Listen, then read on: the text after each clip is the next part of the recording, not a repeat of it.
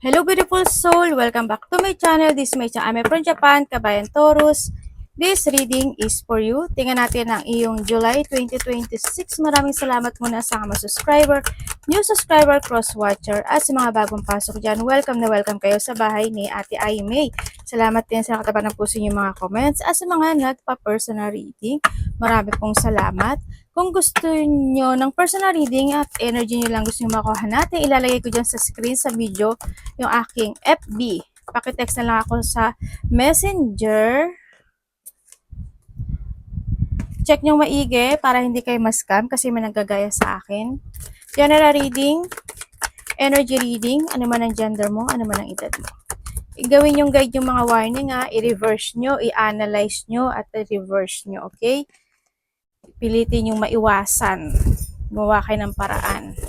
Ay, sorry anak. Taurus, heartache over what you no longer have. Pwede may mga magtatapos na sitwasyon sa iba sa inyo. May mga pain na pwedeng matatapos na, pwedeng pananakit ng katawan, kalamnan, o mga pain na nararamdaman sa puso, sa bulsa, pwedeng sa iba, ganun. Also, we have the May. Ibig sabihin din is baka may kakilala ka na, ay kasi May, kasi nga, it's your birthday. Diba? O yan, baka birthday mo. Diba? Siyempre, baka may kilala ka pa na birthday is May. Siyempre, nandun yung point na yun. And then also is, baka may kilala kang May. Also, May kasi is a 5. Baka May 5 ka or ano man, or 4, 5, 6 man yan. Or sa iba sa inyo is, this is a 5 minutes, 5 hours, 5 days, 5 weeks. Sumahin mo na lang, bali, isang 1 month mahigit yun, ibig sabihin, or 5 months, or maybe by May, or before ending this year, diba? Pwede na doon sa point na yun. Magkakaroon ng mga changes happen into your life, kasi bulaklak yan, ibig sabihin, ito is changes din, ito is ano, yan, magkakaroon ng mga pagbabago, magiging mas maganda ang flow, ibig sabihin, pwedeng sa trabaho mo, pwedeng sa pera mo, pwedeng sa relasyon mo, kung saan aspeto ng buhay mo yan, sa mga bagay-bagay. Mas magiging banayad, mas magiging maganda yung flow, mga ganyan sitwasyon. No, ako nakikita sa iba sa inyo. And then also, mag-ingat ka lang sa mga tao. May mga baboy kayo. Mag-ingat kayo sa mga tao na makasarili at sakim. Kasi may nakikita akong gano'n. And also, Taurus is we have the grasshopper. Baka makakita ka ng baboy or grasshopper. Situation in the balance that require careful handling. Pwedeng ito isa pera, sa trabaho, sa pakipag-usap, pakipag-communicate, pakipag-dealing, pakipag-partnership, sa mga iniinom o kinakain. No? Ingat kayo. Sa lahat, make it balance. And syempre may mga success ako na nakita sa iyo.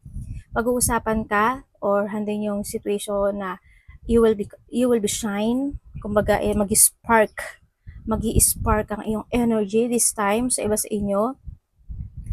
Yan, basta wag ka lang may imbalance Yan. May mga success situation kung saan aspeto ng buhay mo yan. Ito rin yung iyong pagbabalik ng iyong throne or your position of the authority or pagbabalik ng iyong sigla, lakas, confident, focus, yung determination. Pwede rin na doon sa point na may mga mahalaga at importante ka sitwasyon na desisyonan. I-focus, makakakaroon ng mga project, yung mga ganang sitwasyon, And also, we have the wealth. Congratulations, mukhang gumaganda yung sitwasyon. But still, you need to pay attention sa iyong health, no? Ikaw o sama na connected sa'yo. Pwedeng iba sa inyo is magkakaroon ka ng connection sa taong mas mataas sa'yo. Pwedeng magulang mo, pwedeng karelasyon mo, pwedeng boss mo, pwedeng basta mas ahead siya sa'yo. Pwedeng halimbawa, pwedeng na may posisyon sa otoridad, pwedeng doon sa point na yon, o kaya mga pulis, bakit may pulis ate? Hindi, kasi mga authority situation, mga government situation, mga ganyan. No?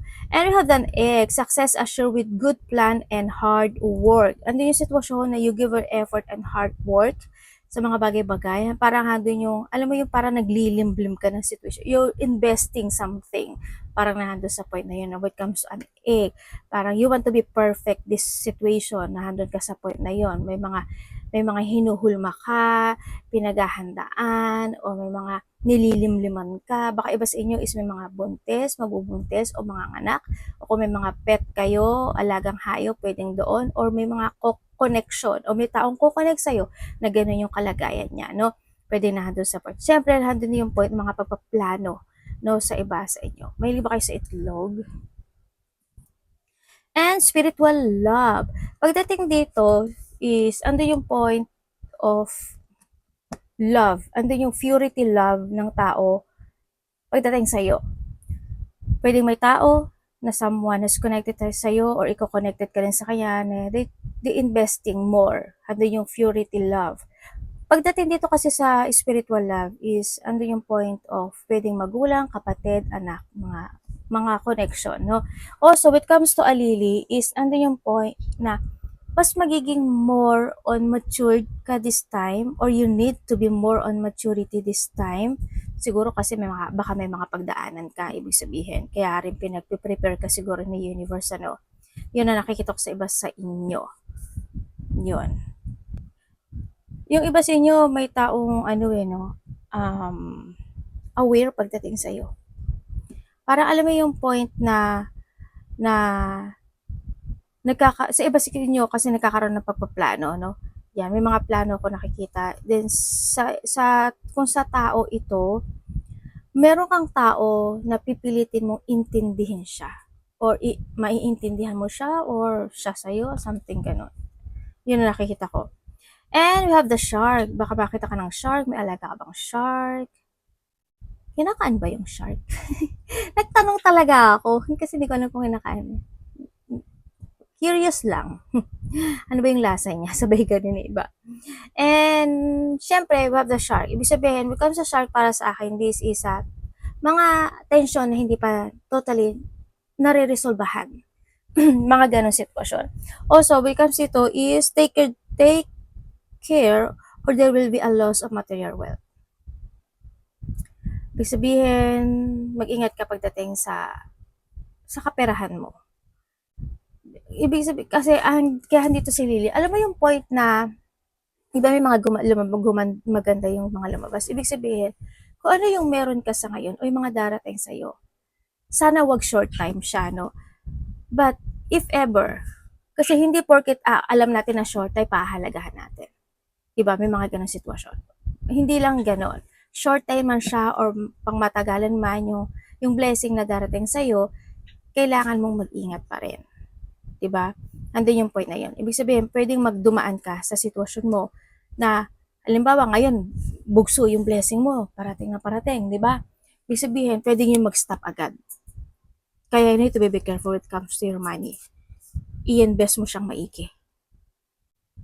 Wag kang maglalabas ng pera ng pwedeng mag-waste o kaya it's pointless, no? Kasi nado yung point, you give your effort and hard work, tapos pointless lang din naman yung kahihinatnan, di ba? Kailangan maging aware ka rin sa nakaraan. You need to aware. Yung kailangan mo magkaroon ka ng lesson from the past situation. Nado sa point na yun. Okay? Start to invest and maging understanding or maintindihan yung mga bagay-bagay o sitwasyon ko, ano mga bagay na need to change, need to let go, need to balance, mga ganyan. And meeting with a stranger could be important. Pwedeng may makikilala ka na tao na bago. Pero mag-ingat ka, ibig sabihin, either lolokohin ka niya, sa iba yung mga scam, pandaraya, pangloloko, pangliling lang, o pwede rin kasi ito is yung lalambingin ka, tapos yung pala may hidden, yung mga ganun sitwasyon, di ba? Pero it's your choice pa rin. Yan, basta mag-ingat ka na lang kasi baka itong si stranger na to ang ganung sitwasyon na maganap o mangyari sa'yo when it comes to a shark. Sa iba sa inyo, may mga makikilala kayong mga bagong tao sa buhay.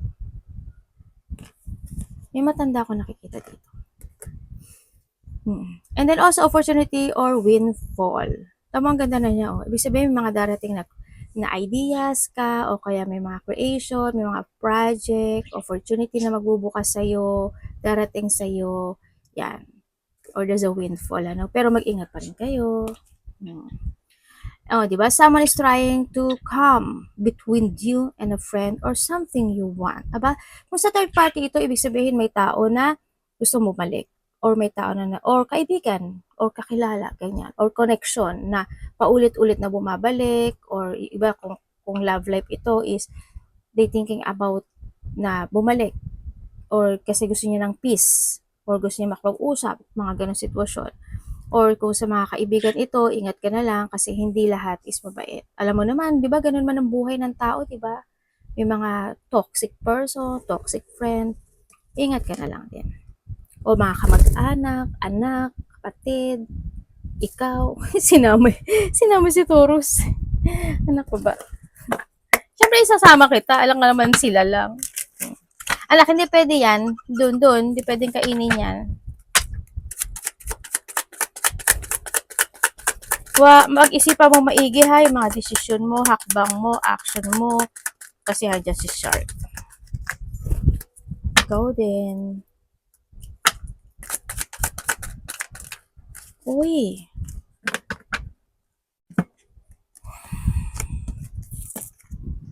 Okay.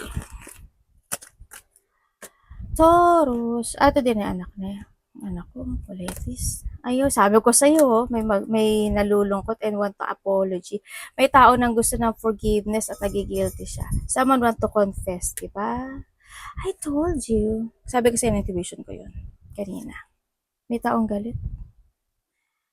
May taong galit. Okay. Andito yung point na may mga promises situation.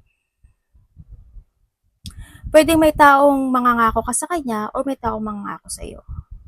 But you need to be very careful when it comes sa pangako, kailangan to pa rin o kaya is kailangan you have a system or you have a rules when it comes sa mga bagay-bagay din. Kung may taong mangangako pagdating sa iyo. And nandito rin yung point na be responsible o may mga sitwasyon na parang kailangan mong aksyonan o kailangan mong solusyonan, baka nag-promise ka doon o nangako ka doon, mga ganong sitwasyon or siya ito sa'yo. Yan, may mga confirmation o may mga assurance situation ako nakikita sa iba sa inyo. And magkakaroon ng mga rejection situation. Pwedeng halimbawa mga pangako na mapapako, mga sitwasyon na magkakaroon ng mga delay, papaliban, i-delay, mga ganong sitwasyon. And someone want to quit when something or you need to quit when something.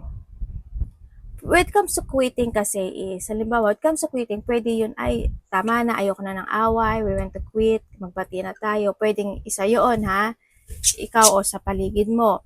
O sa iba naman sa'yo, you want to quit when it comes sa trabaho mo, baka mag-quit ka na, baka mag-change ka ng job, career, or sa relasyon, pwedeng nandun sa point na yon.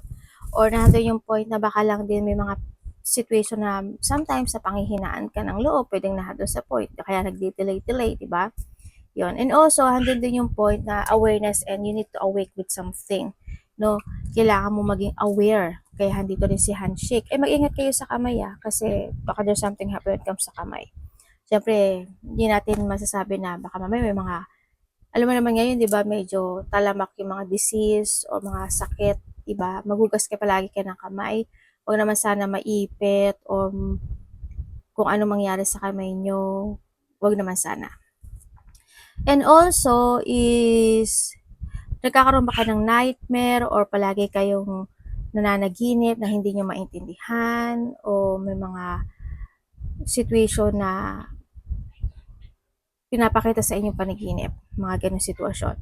And then, may mga suffering situation. Marami ibig sabihin when it comes to a suffering Yan, may mga shadow work, mga sitwasyon na reflection from the past o kaya mga sitwasyon na hindi ka pa nakaka-move on doon sa sitwasyon, nababalik-balikan mo sa iba, mga ganong sitwasyon. No, may mga shadow work situations sa iba. Baka nagkakaroon ka ng mga reminiscing. Isa iba sa inyo, may mga mapapanaginipan kayo na tao sa nakaraan. Meron. And may mga disturbance. Ayan na nga, may mga pagkairita, may mga supernatural, mga hindi nararamdaman o nakikita mo man yan, pero hindi nakikita o nararamdaman ng iba. Minsan siguro pagka feeling mo may katabi ka, wala naman. Feeling mo may nakita kang anino, wala naman. Pari may mga supernatural situation ka na mararamdaman. Ako nakikita sa iyo, mga nightmare nga doon. Ingat kayo sa sarili niyo 'no, may sakit ba kayo? Mag-ingat kayo. Kailangan kung kinakailangan niyo ng maintenance, magpa-check-up, magpa-doktor or someone who's connected sa iyo kailangan ano. Ingat kayo sa disease tulad ng sabi ko kanina. And then also medyo magiging fragile ka ngayon sa iba sa inyo o mas magiging sensitive ka ngayon. 'Yun nakikita ko. Baka hindi ko alam kung in what way, pwedeng maging sensitive ka lang o baka magkakaubo ka, magkakasipon ka, magkakasakit ka, 'di ba? Lalagnatin ka o masakit yung throat, lalamunan, thyroid, palahatching or kung ano man 'yan, no? Ingat-ingat kayo, no? Baka magkasakit nga kayo or sa malapit sa iyo. And then also, andun din yung iba sa inyo is either mahihingi ng tulong o may tinutulungan ka o may tutulungan ka or ikaw ito sa kanya. May mga pagtulong o paghingi ng tulong ako na nakikita kasi iba sa inyo. Siyempre, andun pa rin na you pray. You pray na sana ganito, sana ganyan, sana ganon, sana kung ano man yan, ano, andun man yung pray. But you need to be very careful kasi kung titingnan mo ha, hindi kasi maganda yung card. Ibig sabihin kasi is you need to be very careful talaga. May mga bagay na you need to quit din sa iba sa inyo or pagpahinga. No, pwedeng magpahinga na lang sa iba kung hindi naman kayo makapag-quit. Focus to yourself dito sa nakikita ko sa iyo dito and mag-inom-inom kayo ng vitamin. Sa iba sa inyo, kailangan nyo maglakad-lakad for a while sa labas. Ate, palagi naman ako naaarawan pag lumalabas sa trabaho.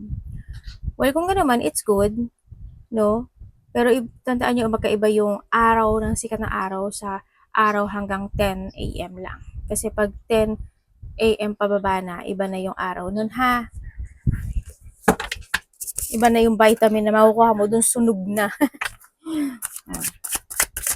Kung titingnan ko dito ha, becomes elevation, disturbance and a nightmare, at ito, ibig sabihin, may taong may galit sa'yo at maaring may ginagawa siya sa'yo, hindi maganda. Kasi andito si libation.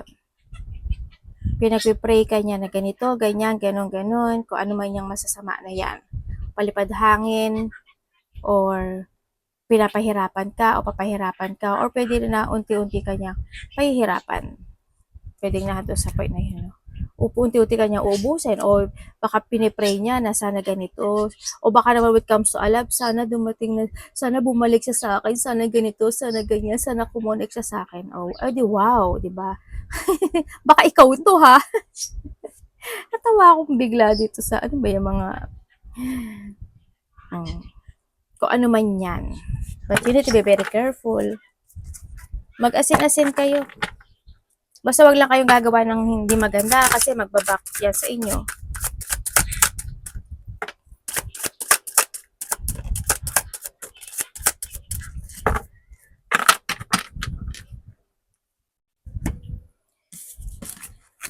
Okay. Uy, meron kang Wheel of Karma. Mother Load. Ito. And the curtain call. We have the 1668. Okay. Dito tayo sa 1. Okay, we have the Virgo. May mga kasaganaan. There's a jackpot and success. Congratulations. Kung saan aspeto ng buhay mo yan. Pwede yan sa opportunity. Pwede yan sa gamble. sana energy nyo yung nakuha ko. Yan, may mga kasaganaan, may mga jackpot, success, good fortune. Ako nakikita, plenty of money. Parang may darating, papunta ka na sa sitwasyon mo na kasi andito si opportunity and windfall, di ba? Papunta ka na, ay pwedeng itong si handshake or new person na magbibigay sa nito ha, ng egg tsaka carrot, ng opportunity or windfall sa iba sa inyo. Sa iba sa inyo is may mga sudden wealth, andito yung mga dealing situation, accomplishment, tsaka fortune, good fortune. Yan, may mga kaganapan na mas pagiging maganda yung flow ng pera mo sa iba sa inyo. Congratulations. Ganda ng mo Kasi may wheel of fortune ka pa And nandito rin yung point of may iba sa inyo pinag-uusapan kayo o pag-uusapan kayo. Saan doon din yung kasikatan ng ibang tao o mga recognition, pasasalamat, papuri. Yan, maybe you are a celebrity or hindi yung may tao na nagkakaroon ng admiration sa'yo o ikaw sa kanya, mga ganon. Magiging spotlight ka daw, hindi ko alam in what way.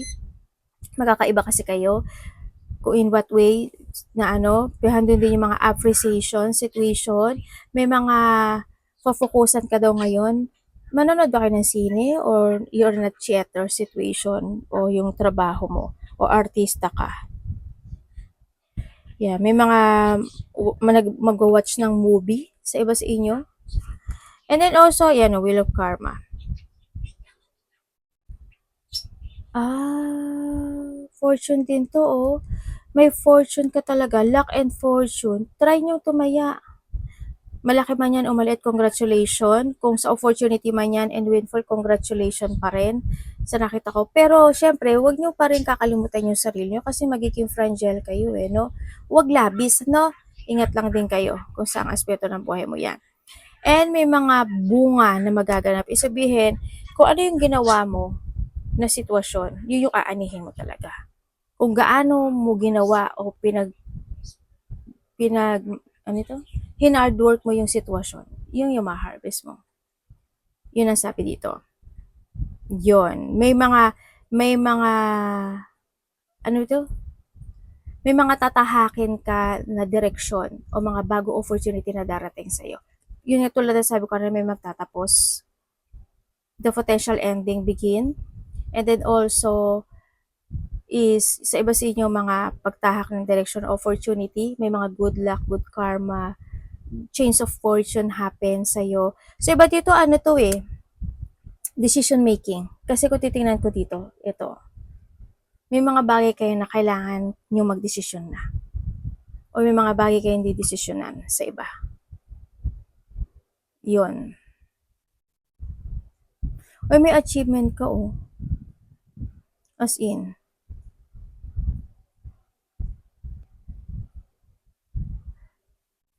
ano yung ano, siguro may mga pag-uusapan kayo related sa bahay, lupa, yaman, o kaya yung meron ako nakita na may mga antique situation May mga antique ba kayo? O may bili ka ba ng mga second hand na gamit? Mag-ingat kayo kung bibili ka ng mga second hand ha kasi andito si disturbance. Baka mamaya may kasama yung negativity. Ingat na lang kayo, 'di ba? Pag mararamdaman niyo naman yun na unti-unting kung hindi man siya mga bad na hindi mo alam yung meaning tapos binili mo siya, ingat kayo sa mga bibilihin nyo ha. Yan, or mga marireceive nyo rin. Ganyan. Baka mamaya may something doon na hindi nyo maintindihan. Mararamdaman nyo naman yun Baka yun yung kailangan nyo i-withdraw kung medyo minamalas-malas kayo sa iba sa inyo. Yun. So, may pag-a-isolate at may mga iisipin kayo ng mga bagay-bagay sa iba sa inyo. But still maganda yung card mo pero may didesisyonan ka talaga, as in, meron. Pero yung awareness mo, ingat ka ha, kasi meron kang shark, meron kang witch, meron kang illness, disturbance, nightmare, and withdrawal. Alam mo dito, kung titingnan ko ito, may tao talaga na gusto kanya ma-misfortune.